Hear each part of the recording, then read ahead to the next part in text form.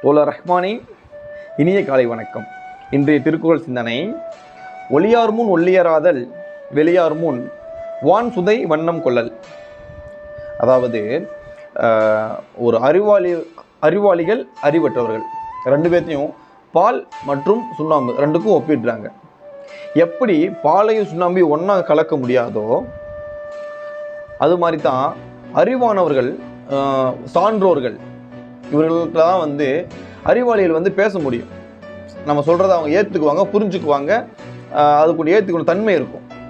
ஆனால் அறிவற்றவர்கள் பார்த்தீங்கன்னா அந்த சுண்ணாம்பு போல் இருக்கவங்க நான் சொல்கிறது தான் கரெக்டு, நான் சொல்கிறது தான் கரெக்டாக இருக்கும், நான் சொன்ன முயலுக்கு 3 கால் அப்படின்ட்டு அவங்க சொல்கிறதில் தான் உறுதியாக இருப்பாங்க.